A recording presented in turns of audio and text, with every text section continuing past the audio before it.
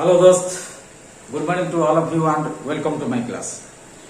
हमारा जितने सारे सेकंड ईयर बच्चे हैं आईटीआई का, सबके लिए एक तोहफा लेके आए हैं, क्योंकि आपका जो फाइनल एग्जाम में जो क्वेश्चन सब आने वाला उसी का प्रैक्टिस करेंगे, उसी का डिस्कशन करेंगे, सो दैट आपका थोड़ा दिमाग में घुस जाएगा, क्वेश्चन समझ में आ जाएगा और एग्जाम में पूरी तरह सक्सेस हो जाएगा। अभी देखते हैं वन बाय वन क्वेश्चन किस टाइप का क्वेश्चन आता है, और इसी टाइप का ही आएगा, इसी से ही 100% आएगा। जो समझ गया मान लो हो गया, जो नहीं समझ पाया तो दोबारा देखना, समझने के लिए कोशिश भी करना। चलो वन बाय वन हम एक एक करके क्वेश्चन को सॉल्व करते हैं। कैसा टाइप क्वेश्चन आता है फाइनल एग्जाम में, तो आपका दिमाग में कम से कम घुस जाएगा, इसी टाइप का क्वेश्चन आता है, सो दैट आप प्रिपेयर करोगे, प्रैक्टिस करोगे और एग्जाम में सक्सेस हो जाओगे।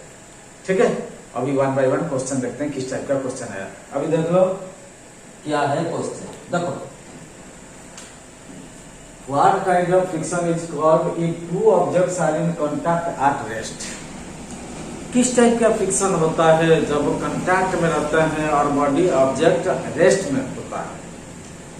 व्हाट काइंड ऑफ फ्रिक्शन, किस टाइप का फ्रिक्शन इज कॉल्ड, उसको बोलते हैं if two objects are in contact, दो ऑब्जेक्ट है कांटेक्ट में है एट रेस्ट पोजीशन में, that is not in motion, मतलब एक ही पोजीशन में, उसका पोजीशन चेंज नहीं होता है, इसका मतलब रेस्ट में होता है, उसको क्या बोलते हैं। देखो चार ऑप्शन है आपके लिए, उसमें से एक सही आंसर, राइट आंसर, उसको आप चुनना है, टिक करना है। देखो एक तो स्लाइडिंग फ्रिक्शन होता है, स्लाइड जब स्लाइड करता है वो स्लाइडिंग फ्रिक्शन होता है। एक रोलिंग फ्रिक्शन होता है, जब रोल करता है जैसे बल्ब रोल करता है। एक स्टैटिक फ्रिक्शन, यही है आंसर। स्टैटिक मतलब जब कोई ऑब्जेक्ट रेस्ट पोजीशन में रहता है, घूमता नहीं, उसको नहीं छोड़ता है, ये जो friction, frictional force, opposing force, ये है आंसर। क्या है? Static friction. रेस्ट, जब कोई भी ऑब्जेक्ट रेस्ट में है, इसका मतलब उसके साथ जो फ्रिक्शन अप्लाई होता है, comes in contact, that is static friction. ये है एंगुलर फ्रिक्शन, गलत आंसर। आपका राइट आंसर क्या है? Static friction. ठीक है, अभी क्वेश्चन नंबर 2 देख लेते हैं। What is the direction of frictional force against A motional object. एक मोशनल ऑब्जेक्ट है, एक ऑब्जेक्ट मोशन में है, घूमता है, मतलब एक डायरेक्शन से अदर डायरेक्शन की तरफ जाता है, तो what is the direction of frictional force. मान लो एक ऑब्जेक्ट ऐसे जा रहा है, उसको कोई एक फोर्स है उसको रोकता है, तो वो जो रोकता है कौन सा फोर्स है? Frictional force. क्या है? What is the direction of frictional force against the motion of the object. जब मान लो कोई ऑब्जेक्ट को हम इस तरफ जा रहे हैं, मान लो ईस्ट की तरफ जा रहे हैं, फ्रिक्शनल फोर्स अपोज करता है, मतलब फ्रिक्शनल फोर्स जो होता है ऑपोजिट होता है, उसको रोकने के लिए कोशिश करता है। मान लो ईस्ट की तरफ जाता है तो फ्रिक्शनल फोर्स वेस्ट की तरफ खींचेगा, ऑपोजिट फोर्स। देखो यहाँ क्या है? Inclined to the object, opposite to the object, और क्या क्या है? Parallel to the object, perpendicular to the object. इसमें से सही आंसर क्या है? Answer B, opposite to the object, यह है सही आंसर। अभी देखते हैं क्वेश्चन नंबर 3 क्या पूछा है। What causes the efficiency of A machine bye maintaining the lubrication. What causes the efficiency of A machine, एक मशीन का एफिशिएंसी क्या होता है? बाय मेंटेनिंग द लुब्रिकेशन, जब भी हम मेंटेन करेंगे, कोई मशीन का लुब्रिकेट करेंगे, उसमें तेल डालेंगे, ग्रीस दे देंगे, इसका मतलब मशीन का एफिशिएंसी में क्या होगा इफेक्ट? मशीन का एफिशिएंसी बढ़ेगा या कम होगा? देखो जब भी आप साइकिल हो, मोटरसाइकिल हो, कोई भी मशीन हो, उसमें हम तेल देते हैं, ऑयल डालते हैं या लुब्रिकेट करते हैं, मशीन का लाइफ क्या होता है? बढ़ जाता है, उसका एफिशिएंसी इंक्रीज होता है, बढ़ जाता है। देखो एक तो answer increases, decreases, remain same, does not affected. क्या होता है इसमें? इंक्रीजेस होता है, क्योंकि जब भी कोई मशीन में हम लुब्रिकेशन डालेंगे तो मशीन का एफिशिएंसी का जो बोलते हैं काम करने का जो क्षमता बढ़ जाता है। ठीक है, उसको क्या बोलते हैं? कार्य क्षमता, एफिशिएंसी ऑफ मशीन। ठीक है, तो इंक्रीज हो जाता है। Option number A is the right answer. Number 4 देखो, which way the coolant acts as a lubricant। ये जो लुब्रिकेंट हम मशीन में डालते हैं, एक कूलांट का भी काम करता है। कूलांट मतलब मशीन को ठंडा भी रखता है, ठीक है। जब भी हम कूलांट डालते हैं, उसमें अप्लाई करते हैं, एक तो मशीन का एफिशिएंसी भी बढ़ता है और क्या होता है, मशीन को ठंडा भी रखता है, मशीन को गर्म नहीं होने देता है, ठीक है। तो इसका आंसर क्या क्या दिया है, option to carry away dust, मतलब डस्ट निकालता है, तो carry away the heat, heat निकाल देता है। जितना भी गर्म हो जाता है, जैसे मशीन रन होता है, ये कूलांट का काम है हीट को रिड्यूस करना है, कम करना है, ठीक है। To carry away moisture, to carry away dryness, इसका सही आंसर क्या है, to carry away the heat. Option number B the right answer. इसी टाइप का क्वेश्चन आता है फाइनल एग्जाम में। अभी देखो क्वेश्चन नंबर 5 क्या है, what is the force required to move a body of mass 1000 kg, 1000 kg है उसका mass, if the coefficient of friction is 0.4, आज 1 kg 10 न्यूटन है। अब आंसर हम निकालते हैं। अभी देखो हमें पता है कोएफिशिएंट फ्रिक्शन का फॉर्मूला क्या है, force of friction divided by normal reaction. So coefficient friction को क्या सिंबल उसका है, म्यू। देखो म्यू इक्वल टू कितना है, फोर्स ऑफ फ्रिक्शन को क्या बोलते हैं, एफ, नॉर्मल रिएक्शन को क्या बोलते हैं, आर, एफ बाय आर, ठीक है। सो अभी देखो force efficient of coefficient of friction दे दिया 0. इसका मतलब देखो 0.4 यहां दिया है, इक्वल टू क्या पूछा है, what is the force required, कितना फोर्स चाहिए। इसका मतलब फोर्स मतलब फ्रिक्शनल फोर्स, फ्रिक्शनल फोर्स को हटाने के लिए कितना फोर्स चाहिए उस ऑब्जेक्ट को हटाने के लिए। सो बॉडी कितना है, मास कितना है, 1000 kg, ठीक है। सो ये जो नॉर्मल रिएक्शन, उसका जो वेट होता है, मास होता है, नॉर्मल रिएक्शन क्या करता है, उसको ऊपर उठा के रखता है, जैसे नॉर्मल रिएक्शन। सो क्या होगा, एफ को एफ रखो, डिवाइडेड आर कितना है, 1000 kg, 1000 kg।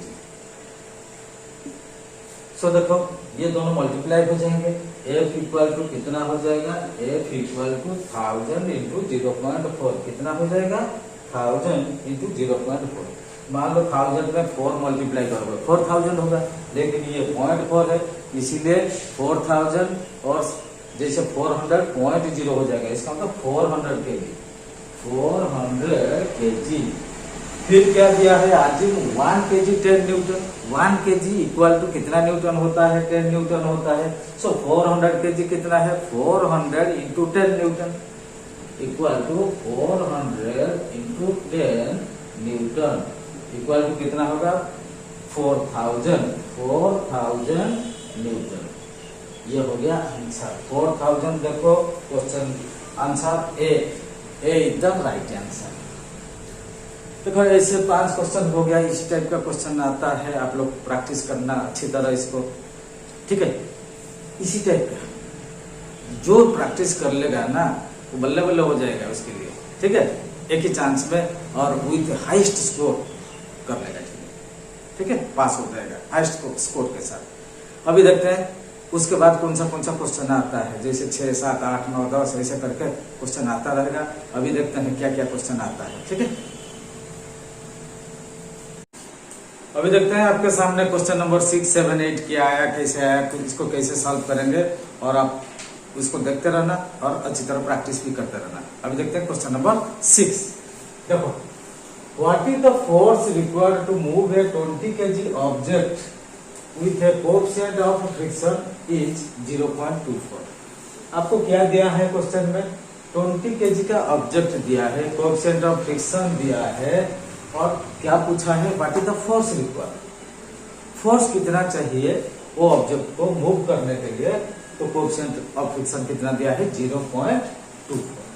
आपको पता है फॉर्मूला है, कोएफिशिएंट ऑफ फ्रिक्शन क्या है, it is the ratio of force of friction to normal reaction. Normal reaction is equal to the weight of the object और body. So coefficient of friction क्या है, mu, this is mu equal to force of friction क्या है, F divided by normal reaction equal to weight of the body, कितना दिया है 20 kg object, so F by R normal reaction, ये हो गया फोर्स ऑफ फ्रिक्शन। सो यहाँ new कितना दिया है 0.24 इक्वल टू फोर्स हमें निकालना है वैल्यू, सो F को F रहने दो डिवाइडेड बाई R कितना है R equal to weight 20 kg object, मतलब वेट ऑफ द ऑब्जेक्ट कितना है 20 kg, R कितना हो जाएगा 20 kg। दैट मीन्स F कितना हो जाएगा 0.24 के साथ 20 kg मल्टीप्लाई होगा, so F equal to 0.24 into 20 kg equal to कितना हो जाएगा, देखो 0.24 के साथ 20 मल्टीप्लाई करो, 24 जा कितना है 80, 80 से 0 कैरी 8, 22 जा 40 और ये 8 कितना है 48। यहाँ देखो पॉइंट के बाद 2 डिजिट है, सो राइट साइड से 2 डिजिट छोड़ के हम पॉइंट लगाएंगे, यहाँ पॉइंट और यहाँ केजी लिख दो, इसका मतलब कितना है 4.80 kg इक्वल टू 4.8 kg। सो यहाँ देखो आपको 4 ऑप्शन दिया है A B C D, ए में क्या है 4.8 kg, 0.48 kg, 0.048 kg, 0.0048 kg, तो इसमें से एक राइट आंसर जो कि कितना है 4.8 kg, 4.8 kg A is the right answer. So इसका वैल्यू निकल गया। अभी क्वेश्चन नंबर 7 देखते हैं। What is the weight of an object could be moved. एक ऑब्जेक्ट का वेट कितना है जिसको हम मूव कराएंगे बाय फोर्स ऑफ 30 kg। कितना फोर्स है 30 kg फोर्स के साथ। If coefficient of friction is 0.0125, इसका कोएफिशिएंट ऑफ फ्रिक्शन दिया है और क्या दिया है फोर्स भी दे दिया। फोर्स ऑफ फ्रिक्शन कितना है 30 kg दिया है। सो वेट ऑफ ऑब्जेक्ट निकालना है, जैसे यहाँ निकाले थे F by R in the normal reaction equal to the weight of the object. तो सेम फॉर्मूला हम अप्लाई करेंगे mu equal to F by R. तो इसको मिटा देते हैं अभी पहले। देखो mu equal to F by R. Mu कितना दिया है 0.0125, 0.0125 इक्वल टू F कितना है फोर्स ऑफ 30 kg। F हो गया कितना है 30 kg डिवाइडेड क्या पूछा है व्हाट इज द वेट, इसका मतलब R निकालना है। R equal to W, W means weight. So देखो R कैसे निकलेगा, R इस तरफ आएगा, ये जो 0.0125 यहाँ डिवाइड होगा 30 के साथ। That means R equal to कितना हो जाएगा 30 kg डिवाइडेड बाय 0.0125।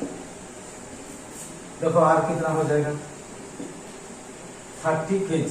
और देखो यहाँ देखो ये जो डेसिमल पॉइंट के बाद कितना डिजिट है 4 डिजिट है, तो इसमें 1 में 4 डिजिट लगा के मल्टीप्लाई करेंगे एंड डिवाइड भी करेंगे।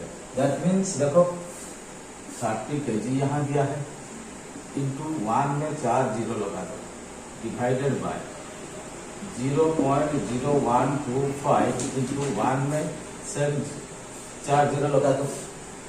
तो ये जब इंटू हो जाएगा मल्टीप्लाई करेंगे, ये क्या हो जाएगा, ये पॉइंट जो हट जाएगा, इसका मतलब 0.125 रहेगा कितना है। और 30 kg के साथ इसको मल्टीप्लाई कर देते हैं, कितना हो जाएगा 30 1 2 3 4 0 kg डिवाइडेड बाय कितना हो जाएगा 0.125। इसका मतलब ये जो डेसिमल पॉइंट हट गया।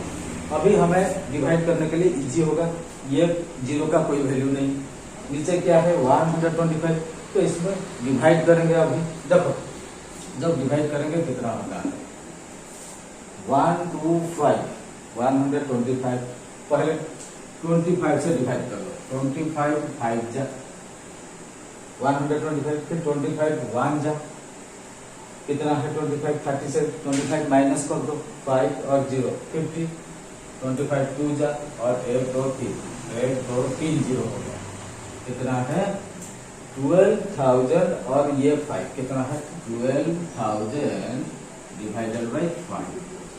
इस ये केजी इक्वल टू डिवाइड कर दो 5 1 जा 5 5 2 जा 10 2 बचा 2 0 20 5 4 जा 5 0 0। सो 2400 बाई 1 kg इक्वल टू कितना हो जाएगा 2400 kg। सो क्या पूछा था what is the weight of an object. Wait of the object कितना है 2400 kg। अभी हमारे पास चार ऑप्शन है, चार ऑप्शन से एक सही आंसर है, बाकी तीन गलत है। कौन सा सही है देखते हैं। देखो ए ऑप्शन ए कितना है 80 kg, बी क्या है 2430 kg, 72,000 kg, ऑप्शन डी क्या है 2400 kg।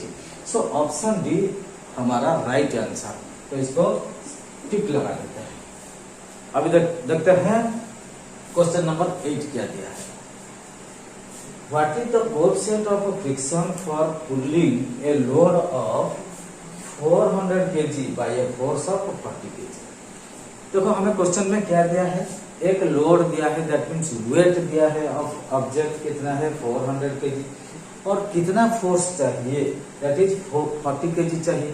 तो 40 kg अप्लाई करके वो लोड को हम क्या किया मूव किया, तो हमें क्या निकालना है find the coefficient of friction. तो इसका कोएफिशिएंट ऑफ फ्रिक्शन निकालेंगे। ठीक है, लोड मिल गया और फोर्स ऑफ फ्रिक्शन भी मिल गया। तो हमें पता है कोएफिशिएंट ऑफ फ्रिक्शन क्या है mu equal to F by R. Same formula apply करेंगे और वैल्यू निकालेंगे। अभी देखो इसको कैसे निकालते हैं।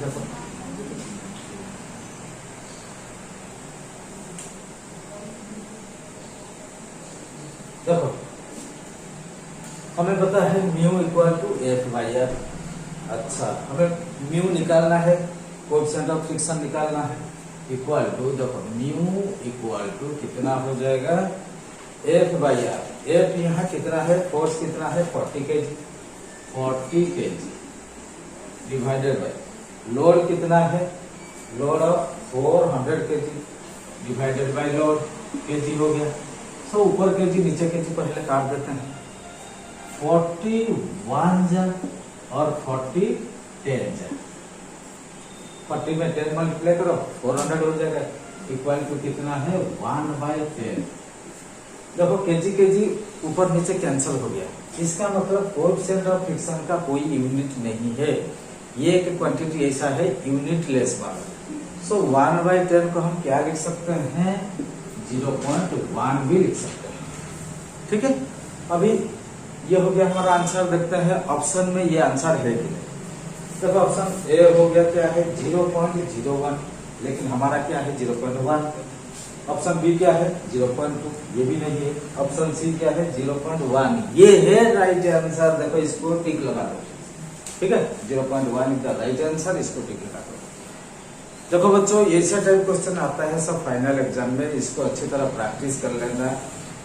ये वीडियो जब भी देखोगे स्टार्टिंग से लेकर एंड तक देखना है। सारे क्वेश्चन जो भी सिलेक्टेड क्वेश्चन यहाँ हम सॉल्व कर रहे हैं आपके लिए, तो 1 बाय 1 हमेशा देखते रहना आखिर से लेके अंत तक। ठीक है, अभी देखते हैं क्वेश्चन नंबर 9, 10, 11 ये सब कैसे आता है। ठीक है,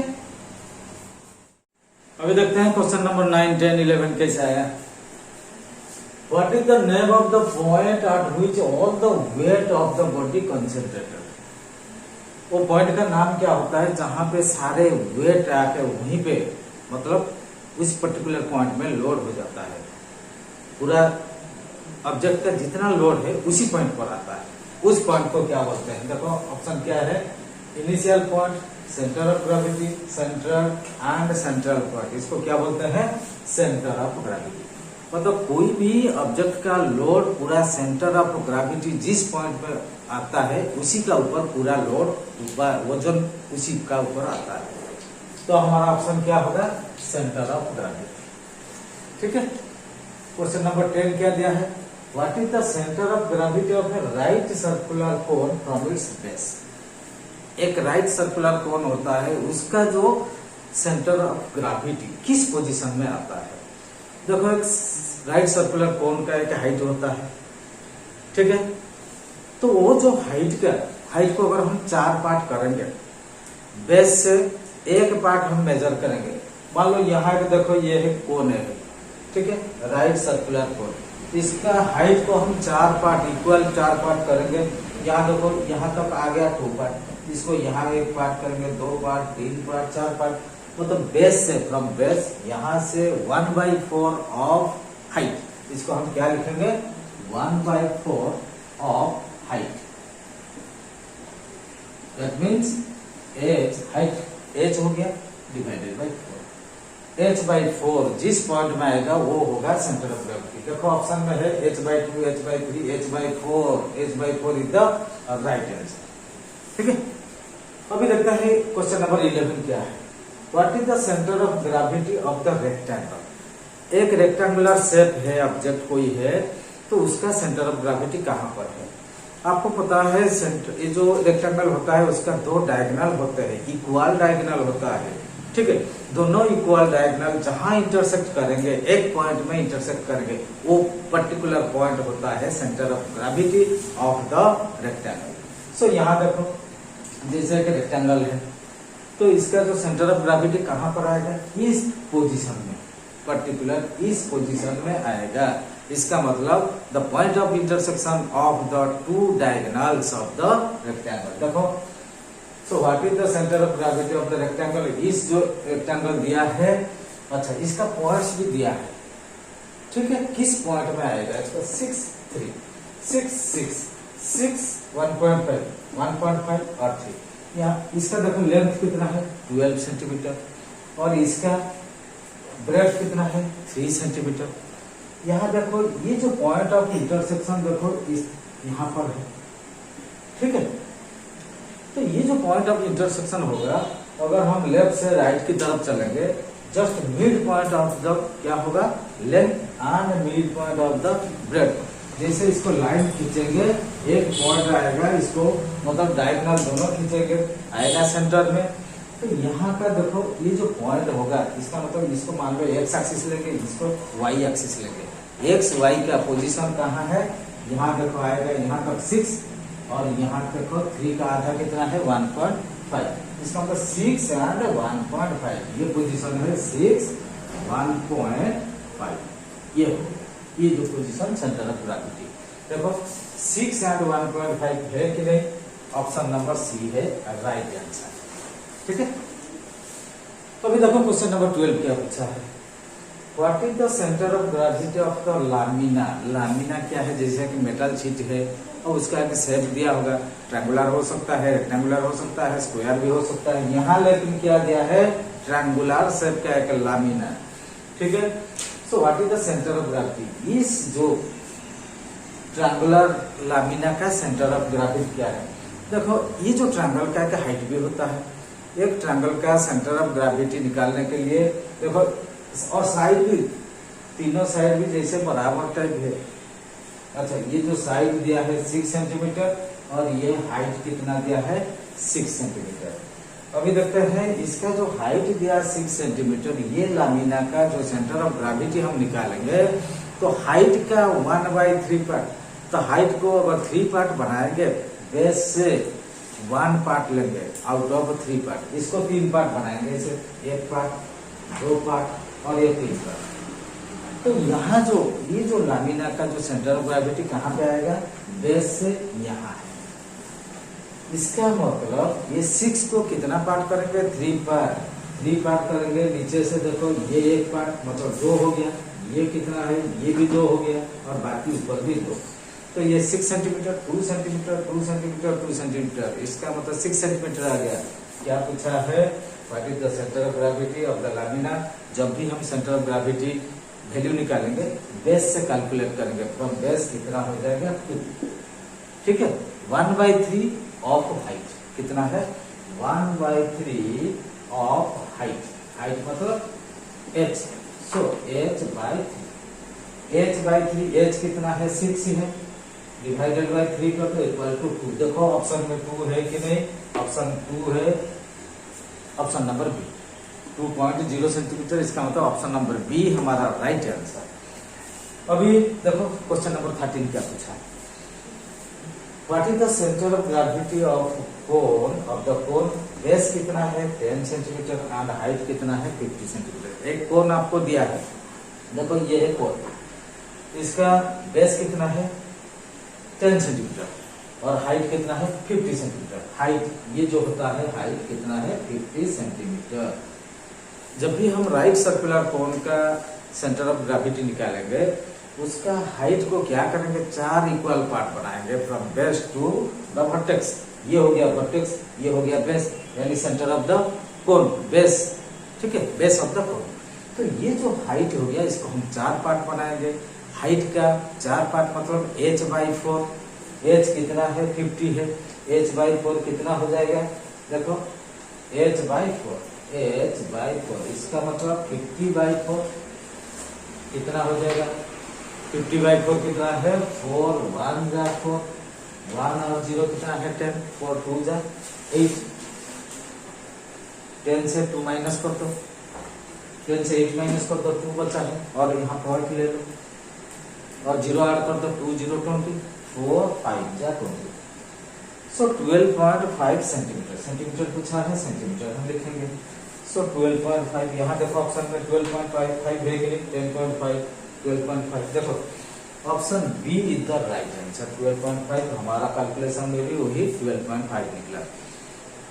देखो ऐसा टाइप क्वेश्चन सब आता रहता है, इसको अच्छी तरह प्रैक्टिस कर लेना, एग्जाम में एक ही बार में श्योर सक्सेस हो जाएगा। ठीक है, अभी देखते हैं 13 के बाद 14 15 ऐसे बहुत सारे क्वेश्चन आएंगे उसको भी हम सॉल्व करके दिखाएंगे। ठीक है, अभी देखते हैं आपका सामने क्वेश्चन नंबर 14, 15 और 16 कैसा आया। 14 नंबर देख लो, what is the area of the shaded portion side of equilateral triangle is 6 cm और radius of circle is 1.5 cm। ये एक ट्रायंगल दिया है इक्विलैटरल ट्रायंगल और इसका बीच में एक सर्कल भी दिया है और इसका डायमेंशन सब दिया है। तो ये जो शेडेड पोर्शन रेड कलर में शेडेड किया हुआ उसका एरिया कितना है, उसका एरिया हम कैसे निकालेंगे। देखो पहले एरिया ऑफ इक्विलैटरल ट्रायंगल निकालेंगे, उसमें से ये जो सर्कल का एरिया माइनस कर देंगे, जो बचेगा एरिया ऑफ शेडेड पोर्शन। अभी देखो पहले एरिया ऑफ इक्विलैटरल ट्रायंगल निकालते हैं। देखो एरिया ऑफ इक्विलैटरल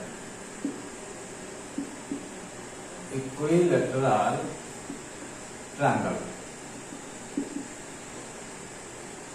इसका फॉर्मूला क्या है √3/4 इंटू साइड का स्क्वायर, √3/4 इंटू साइड का स्क्वायर होता है। ये होता है इक्विलैटरल ट्रायंगल का एरिया का फॉर्मूला।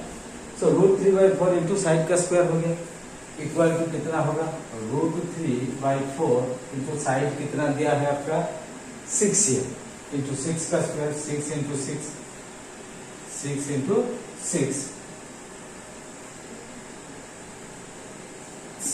स्क्वायर, क्योंकि यहाँ cm और यहाँ भी cm स्क्वायर हो जाएगा। देखो यहाँ 2 2 जा 2 3 जा फिर 2 1 जा 2 3 जा। सो 3 इंटू 3 कितना 9, 9√3 कितना हो जाएगा 9√3 को हम क्या लिखेंगे। देखो 9 इंटू √3 का वैल्यू कितना है 1.73 1.732 इक्वल टू कितना हो जाएगा 9 2 जा कितना है 18, 18 से 8 कैरी 1, 9 3 जा 27 और 1 28, 28 से 8 ले लो कैरी 2, 9 7 जा 63 और ये 2 कितना है 65, 65 से 5 ले लो कैरी 6, 9 1 जा 9 और ये 6 50। यहाँ देखो पॉइंट के बाद 3 है, यहाँ से 3 छोड़ के हम पॉइंट लगाएंगे ये। अच्छा क्या है एरिया निकलना, ये cm स्क्वायर हो गया। ठीक है, फिर अभी क्या निकालेंगे एरिया ऑफ सर्कल, उसका फॉर्मूला क्या है πr²। देखो तो एरिया ऑफ सर्कल क्या है πr²। पाई कितना है 22/7 इंटू r कितना दिया है रेडियस ऑफ सर्कल कितना है 1.5 cm, यहाँ भी लिखा हुआ 1.5 cm रेडियस। सो r² मतलब 1.5 cm into 1.5 cm, 1.5 cm into 1.5 cm। तो देखो CM into CM CM square हो जाएगा क्योंकि इसका एरिया निकलेगा 1.5। ठीक है, ये जो 22/7 का वैल्यू कितना है 3.14। देखो 3.14 इंटू 1.5 और 1.5 का स्क्वायर हो जाएगा कितना है 2.25। कैसे है देखो 1.5 इंटू 1.5 मल्टीप्लाई कर दो 5 5 जब 25 से 5 कैरी टू 5.5 टू 7 और 1 मल्टीप्लाई करो ये 15 आ जाएगा 5 ये 2 1 1 2 225। पॉइंट के बाद कितना है 1 2 तो 2 छोड़ के हम पॉइंट लगाएंगे 2.25 इक्वल टू 2.25 सीएम स्क्वायर। ठीक है, अब ये दोनों को हम मल्टीप्लाई करेंगे 3.14 के साथ 2.25। चलो 3.14 2.25 मल्टीप्लाई कर देते हैं 5 4 जा 20 20 से 0 कैरी 2 5 1 जा 5 2 7 5 3 जा 50। फिर 2 मल्टीप्लाई करते हैं 2 कितना है 2 4 जा 8 2 1 जा 2 2 3 जा 6। फिर 2 मल्टीप्लाई करो वही 6 2 8 आएगा प्लस कर दो 0 8 7 15 5 कैरी 1 5 1 6 अब ये 10 16 कैरी 1 6 7 8 2 10 कैरी 1 6 6 7। सो यहाँ देखो पॉइंट के बाद कितना है 1 2 3 4 1 2 3 4 ये 4 छोड़ के यहाँ पॉइंट लगाएंगे। सो इक्वल टू कितना हो जाएगा 7.065 और ये 0 का कोई वैल्यू नहीं है। तो अभी देखो क्या क्या निकला हमें। देखो एरिया ऑफ इक्विलेटरल ट्रायंगल कितना निकला ये हो गया 15.588 और एरिया ऑफ सर्कल कितना 7.065। तो ये जो पूरा टोटल एरिया से सर्कल का एरिया माइनस करेंगे देखो कितना होगा ये जो 15.588 से कितना माइनस करेंगे 7.065 इसको हम माइनस करेंगे। देखो 8 से 5 गया कितना 3 8 से 6 गया 2 5 को 5 ले लो और 15 से 7 गया कितना 8.523 क्या है एरिया ऑफ शेडेड पोर्शन। क्या हम लिखेंगे उसको area of shaded portion area of shaded portion कितना है क्या पूछा है what is the area of shaded portion. Area of shaded portion कितना है 8.523 cm स्क्वायर। अभी देखो ऑप्शन में हमारा 8.523 cm स्क्वायर है ऑप्शन में देखो 8.52 है और ये 12.75 9.5 ये 12.25। सो ऑप्शन क्या दिया है 8.52 cm स्क्वायर। ये हो गया option number A is the right answer. 4 option से एक आंसर सही है जो कि ऑप्शन नंबर ए। अभी देखते हैं क्वेश्चन नंबर 15 क्या पूछा है। What is the length of arc of a sector whose radius is 15 cm and the intended angle is 30 degree। एक सर्कल दिया है मान लो सर्कल का क्या है हम निकालेंगे। मान लो एक सेक्टर है इसका एंगल है 30 डिग्री रेडियस कितना है 15 सेंटीमीटर। तो ये जो आर्क होता है पर्टिकुलर ये जो आर्क होता है इसका लेंथ हम निकालेंगे। सो what is the length of arc of sector. ये सेक्टर का ये होता है आर्क ये पोजीशन।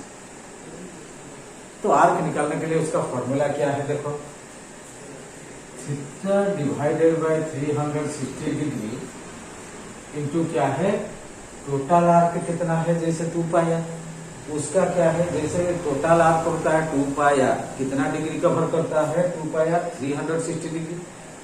आउट ऑफ 360 डिग्री से हम कितना आर्क काटेंगे 30 डिग्री का। सो कितना होगा 2 पाई आर इक्वल टू तो थीटा कितना है एंगल कितना है 30 degree divided by 360 degree into 2 into 22/7 into R कितना दिया है 15 cm। यहाँ देखो 0 0 काट दो, 3 1 जा 3 12 जा 12 हो गया। सो यहाँ काट देते हैं 3 5 जा 3 4 जा, फिर 4 2 से कट जाएगा, 2 1 जा 2 2 जा, फिर 2 1 जा 2 11 जा। सो इक्वल टू कितना हो जाएगा 11 इंटू 5 और नीचे क्या है 7। 11 इंटू 5 कितना है 55 डिवाइडेड बाई 7, 55 बाई 7 CM, क्योंकि यहाँ CM लिखा है, CM लिखा है। सो 55 से 7 डिवाइड कर देते हैं। 7 कितना है 7 जा 7 7 जा 49 आएगा। 55 से 49 माइनस कर दो 6 बचेगा, यहाँ 4 ले लो और 6 0 60 हो जाएगा। 7 8 जा 56, 60 से 56 माइनस करो 4 बचेगा, 4 और 0 हो जाएगा। 7 5 जा 35। सो डेसिमल 2 प्लेस कर दे तब हम लेंगे तो 7.85 CM। ठीक है, ये जो length of arc length arc length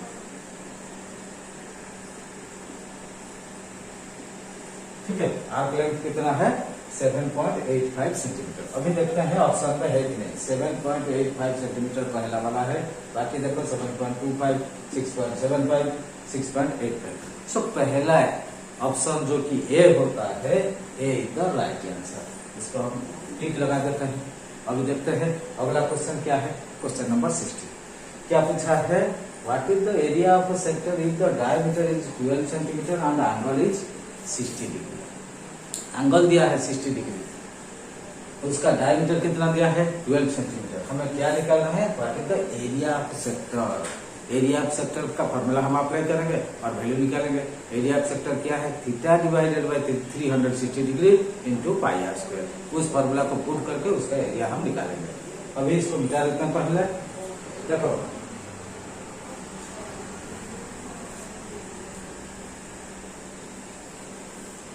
क्या दिया है, एक सर्कल मान लो, उसमें एक सेक्टर है। ये जो सेक्टर होता है इसी का एरिया हम निकालेंगे। एंगल कितना दिया है 60 डिग्री, ये है 60 डिग्री। और डायमीटर कितना दिया है, जैसे डायमीटर यहाँ तक है पूरा, कितना है 12 सेंटीमीटर। डायमीटर दिया है 12 सेंटीमीटर, तो इसका रेडियस निकाल देते हैं 12/2 इक्वल टू 6 सेंटीमीटर। रेडियस निकल गया। तो area of sector, area of sector निकालते हैं। एरिया ऑफ सेक्टर फॉर्मूला क्या है, theta divided by 360 degree into pi R square. कितना है पाई आर स्क्वायर। सो कितना होगा देखो, थीटा कितना दिया है 60 degree equal to 60 divided by 360 degree, 60 degree divided by 360 degree into कितना है पाई आर स्क्वायर। पाई कितना 22/7, आर कितना है 6 सेंटीमीटर दिया है। So 6 into 6 CM square equal to कितना होता है देखते हैं। तो ये कट जाएगा, 0 0 कट गया, 6/36 जो कि 1, यहाँ 6 1/6। अच्छा यहाँ 6, नीचे वाला 6, ऊपर वाला 6 कट जाएगा। अब कितना बचा है 22 इंटू 6 डिवाइडेड बाई 7। सो 22/7 का वैल्यू कितना है 3.14 इंटू कितना है 6 मल्टीप्लाई कर देते हैं CM स्क्वायर। कितना होता है देखो, 6 4 जा कितना है 24, 4 से 4 ले कैरी टू, 6 1 जा 6 2 8 और 6 3 जा कितना है 18। देखो पॉइंट के बाद 2 है, 2 छोड़ के हम पॉइंट लगा देते हैं और कितना है CM square. So area of sector कितना निकला 18.84 CM स्क्वायर। अभी देखते हैं हमारा जो ऑप्शन है, ऑप्शन में है कि नहीं। 18.0 CM स्क्वायर ये नहीं है। 17.75 ये भी नहीं है, गलत आंसर है। 19.00 वो भी नहीं है। 18.84 CM स्क्वायर, इसका मतलब option number D is the right answer. ये है देखो right answer, option number D. ठीक है, अभी क्वेश्चन नंबर 16 तक हो गया। अभी 1-2 क्वेश्चन और करते हैं, उसके बाद आज का क्लास को हम खत्म करेंगे। ठीक है। अभी देखते हैं क्वेश्चन नंबर 17 क्या आया। So what is the value of any number raise to the power of 0। Question में क्या पूछा है, what is the value of any number, कोई भी नंबर का पावर को हम रेज करेंगे 0 तक, कोई भी नंबर का पावर 0 होता है, उसका वैल्यू क्या होता है, वैल्यू ऐसे तो 1 होता है। अभी option number B the right answer, उसको हम प्रूव करके दिखाएंगे कैसे हुआ नंबर। मान लो देखो x का पावर मान लो 0, x कोई नंबर मान लो होता है, मान लो एक नंबर मान लो 2 का पावर 0 इक्वल टू 2 का पावर 0 का प्लेस में हम 1 माइनस 1 लिख सकते हैं। देखो पावर माइनस में है मतलब बेस डिवाइड हो जाएगा। सो 2 का पावर 1 डिवाइड 2 का पावर 1। देखो 2 का पावर 1 कितना होता है, 2 होता है, 2 डिवाइड कितना है, फिर 2 का पावर 1 वही 2 होता है, इक्वल टू 2 से 2 डिवाइड करोगे तो वैल्यू 1 आएगा। तो 2 का जगह पर हम कोई भी नंबर यहाँ लेंगे, इस हिसाब से वैल्यू क्या आएगा, 1 आएगा। सो 1 कहाँ पे, ऑप्शन नंबर बी में है, बी द राइट आंसर। अभी देखो क्वेश्चन नंबर 18 क्या दिया है, what is the value of a to the power 5 का होल पावर कितना है, 7 दिया है। तो उसका वैल्यू हम निकालेंगे कितना होता है। देखो इसका वैल्यू कैसे हम निकालते हैं, क्या पूछा है, a का पावर 5 का होल पावर कितना दिया है, 7। तो भाई यहाँ भी पावर है, यहाँ भी पावर है, ब्रैकेट में रखा है, इसका मतलब ये जो पावर दोनों क्या होता है, मल्टीप्लाई हो जाता है। देखो a का पावर 5 इंटू 7 हो जाएगा, इक्वल टू a का पावर 5 इंटू 7 कितना होता है, 35 होता है, 35, a का पावर 35। देखो a का पावर 35 है, ऑप्शन नंबर ए में है, option number A is the right answer. अभी क्वेश्चन नंबर 19 देखो, what is the value of X square minus Y square if X plus Y equal to 9 and X minus Y equal to 4। देखो ये है algebra chapter का है, algebra chapter में क्या है, x square minus Y square एक formula है, x plus y whole into x minus y. देखो x square minus Y square क्या फार्मूला है, x plus y whole into x minus y. देखो एक्स प्लस वाई हमें दिया है 9, x minus Y कितना दिया है 4, दोनों का वैल्यू हम लगा देते हैं यहाँ। सो 9 इंटू कितना हो जाएगा, x माइनस वाई कितना 4, 9 इंटू 4 कितना होता है 36। अभी देखते हैं 36 हमारा आंसर निकला, ऑप्शन में है कि नहीं। देखो 13, 65, 36। So option number C is the right answer, option number C is the right answer, क्योंकि अभी यहाँ कितना हमारा निकला 36। अभी देखो क्वेश्चन नंबर 20 देख लेते हैं। So what is the value of x if x minus Y equal to 6 and x plus Y कितना है 8। तो हमें क्या निकालना है, वैल्यू ऑफ x निकालना है। हमें क्या दिया है, x माइनस वाई दे दिया, x प्लस वाई भी दे दिया, कितना है ये 6 है, वो 8 है। अभी देखो इसको हम कैसे निकालते हैं, इसका x का वैल्यू कैसे निकलता है। देखो हमें क्या दिया है, x minus Y equal to 6, फिर x plus Y equal to 8। ये दो इक्वेशन दिया है, इक्वेशन 1 दे दो, इसको इक्वेशन 2 दे दो। अभी क्या करेंगे, हम दोनों इक्वेशन को प्लस कर देंगे, मतलब ऐड करेंगे। एलएचएस का पार्ट एलएचएस में ऐड होगा, आरएचएस पार्ट आरएचएस में ऐड होगा। देखो दोनों को हम प्लस कर देंगे, ठीक है, minus Y plus Y cancel हो जाएगा, x और x मिलके कितना है 2x, ये 2x हो जाएगा, इक्वल टू 6 और 8 दोनों प्लस हो जाएगा 14। सो 2x का वैल्यू कितना है 14, 2x इक्वल टू 14। x कितना हो जाएगा 14 डिवाइडेड बाई 2 कितना हो जाएगा 7। x का वैल्यू क्या है 7। हमें क्या पूछा है, what is the value of x if x minus Y equal to 6 and x plus Y equal to 8। हमें क्या निकालना था, x का वैल्यू निकालना था, x का वैल्यू कितना निकला 7। तो अभी ऑप्शन में हम देखते हैं 7 है कि नहीं, 5 ये 6 है, ये 7 है, ये 14 है। सो 7 है, option number C is the right answer. ठीक है, ये हो गया क्वेश्चन का हिसाब से आंसर निकल गया। अभी देखो इसी टाइप का क्वेश्चन आता रहता है एग्जाम में, बिल्कुल अब घबराना नहीं। इस वीडियो को अच्छी तरह देखना है, शुरू से अंत तक देखना है, आपका समझ में अच्छी तरह आ जाएगा। अगर नहीं समझ में आया इसको दोबारा देखना है, अगर आपका समझ में आ गया, आपका दोस्त वाले जो थोड़ा कमजोर होंगे उनको भी बता देना, इसको देखते रहेंगे, सो दैट वो भी एग्जाम में एक ही बार में सक्सेस हो जाएंगे। अब मैं गारंटी दे रहा हूँ, आप इसको वॉच करो, एक ही बार में सक्सेस हो जाओगे। ठीक है, आज के लिए यही क्लास को समाप्त करते हैं। अगली क्लास में फिर मुलाकात होंगे, तब तक वेट करना है। ठीक है, थैंक यू।